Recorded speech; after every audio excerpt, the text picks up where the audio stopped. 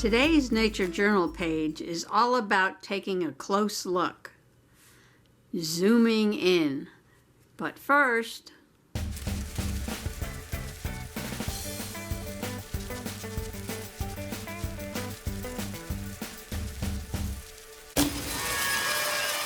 howdy, Possum Patty here. It is June 4th, and I am nature journaling, and the wood is wearing her summer green. And it's starting to feel like summer. We're just a few weeks away from the summer solstice. I think I need to put the symbol for clear skies in my journal today because it is absolutely just blue. I tried making a trail from the clearing off into the woods towards the left. Now it's getting kind of hot out here in the sun. I know it looks like a jungle, but I'm going to go where it's a little shadier.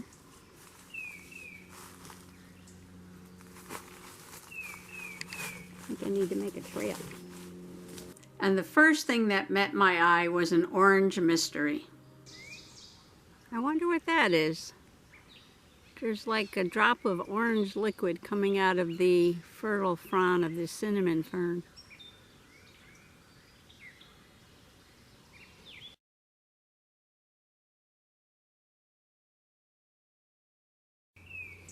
Okay, now I need to experiment. I wonder if that liquid is coming from inside the stem of the cinnamon fern.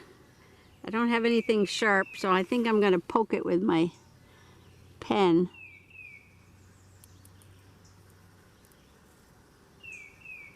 And see what comes out.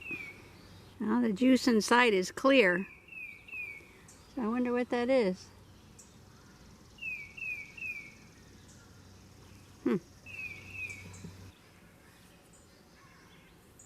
Oh look, the spores are green. Come off in my hand.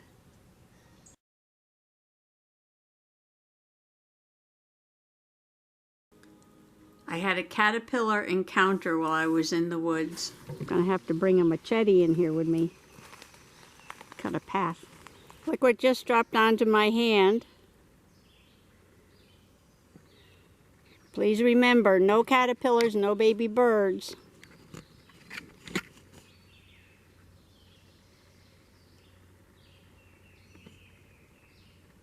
This is baby bird food, so don't go yuck.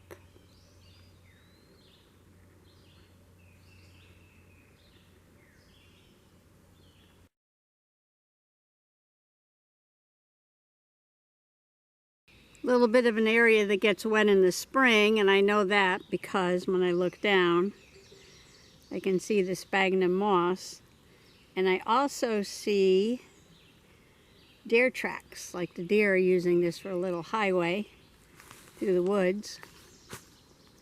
Goes on down that way. I decided to look at some moss leaves because I haven't used my zoomy microscope in a few days. I picked up what I thought was the rib bog moss, but along with it came a piece of another moss that had completely different shaped leaves. I haven't sketched the bog moss this year, so maybe I'll do that.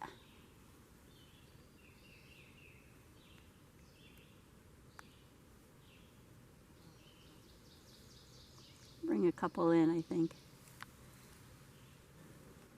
The one with the roundish leaf with the little tiny teeth turns out to be the baby tooth moss. Part of its name is cuspitatum. And cuspid, we know, is a tooth with a single point, and it had these little points halfway down.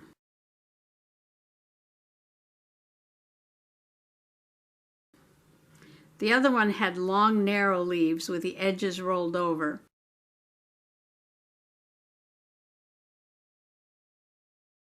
And the stem had brown fuzz on it.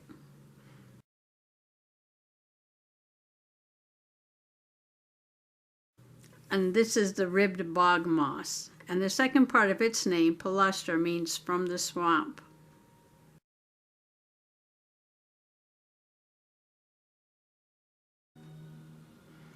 Another exciting find today was a spider over on the sand mound. I thought it had something unusual on its back, like a big lumpy gray mass. But then I took a closer look. Here's a really big spider. And this loving and caring wolf spider mother carries her egg sac around until the babies are ready to hatch.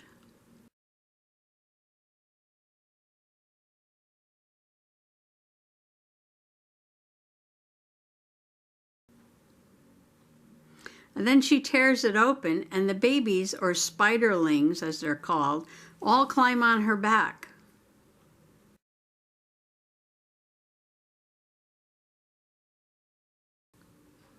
Talk about the burden of motherhood. This wolf spider carries 100 babies on her back for a few weeks until they're ready to fend for themselves. You know, I figured I could spend a lifetime just looking at the sky and studying the clouds and the weather, looking at the rocks and the soil and learning about geology, and then the trees and the wildflowers and the ferns and the club moss and the horsetails and the moss and the lichen and the mushrooms. But then, just behind this flower pot, and that is some yellow slime mold.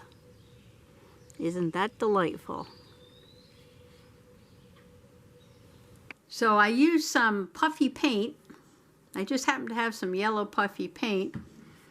And I put that on my page to get a textured rubbery feel for this yellow slime mold. It's probably what they call the scrambled egg slime mold.